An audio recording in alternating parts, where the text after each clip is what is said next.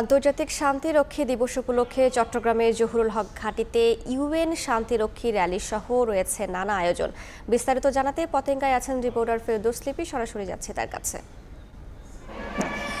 চট্টগ্রামে কিন্তু UN peace keeper run কিছুক্ষণ আগে শুরু হয়েছে। আপনারা দেখতে পাচ্ছেন যে চট্টগ্রামে বাংলাদেশ বিমান বাহিনীর তত্ত্বাবধানে কিন্তু যে 2024 ইউএন পিস কিপার যে রান সেটা জহুরুল হক বিমান ঘাঁটি থেকে এখন শুরু হলো। তার আগে কিন্তু আমরা দেখেছি যে বেলুন এবং পায়রা উড়িয়ে আনুষ্ঠানিকভাবে যে আন্তর্জাতিক শান্তিরক্ষী যে দিবস, সেই দিবসের আনুষ্ঠানিকতা শুরু হয়েছে এবং এখানে কিন্তু সশস্ত্র বাহিনীর যারা সদস্যরা আছেন তারা অংশগ্রহণ করছে। এর বাইরে পুলিশ বাহিনীর সদস্যরা আছেন।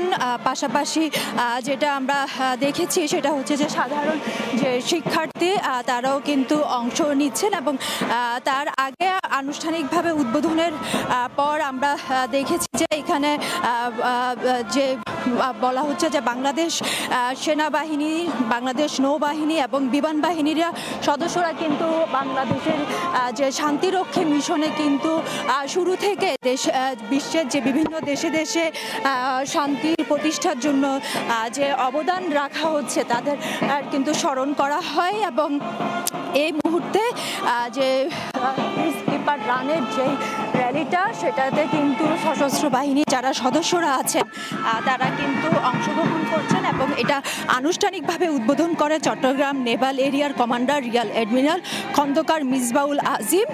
তিনি আনুষ্ঠানিক উদ্বোধন করেন এবং তারপরে আসলে তিনি বাংলাদেশ সেনাবাহিনী সদস্য, নৌবাহিনীর সদস্য এবং বিমান বাহিনীর যারা ঊর্ধ্বতন কর্মকর্তারা আছেন তারা কিন্তু এখানে উপস্থিত আছেন এবং তারা সবাই মিলে কিন্তু এই যে র্যালি সেটাতে অংশগ্রহণ করছেন। এবং আপনাকে জানাতে চাই দীর্ঘ 4 দশক ধরে কিন্তু শান্তি রক্ষার ইতিহাসে বাংলাদেশ যে যারা সশস্ত্র বাহিনীর সদস্যরা তারা কিন্তু শান্তিরক্ষী বাহিনীতে প্রায় বিশ্বের 43টি দেশে এবং স্থানে কিন্তু তারা কাজ করে যাচ্ছে সফলতার সঙ্গে এবং বর্তমানেও প্রায় 13টি দেশে প্রায় 6000-এর বেশি মানুষ কিন্তু অর্থাৎ শান্তিরক্ষী মিশনে বাংলাদেশের সদস্যরা কাজ করছে। অর্থাৎ বিশ্বে শান্তি প্রতিষ্ঠায় কিন্তু বাংলাদেশের শান্তিরক্ষী মিশনের যে কার্যক্রম সেটা আসলে সফলভাবে সম্পন্ন করছেন। এবং আরও যদি তথ্য বলি যে এখনো পর্যন্ত শান্তিরক্ষা মিশনে বাংলাদেশে কিন্তু প্রায় 168 জন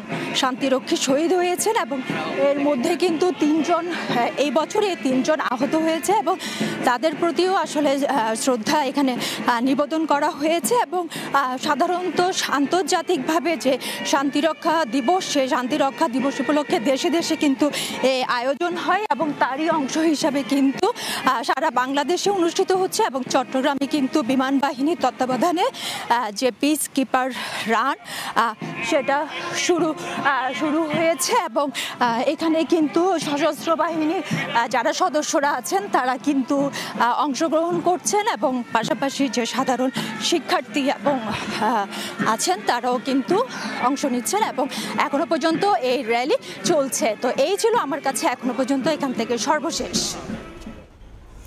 সরাসরি যুক্ত ছিলাম চট্টগ্রাম।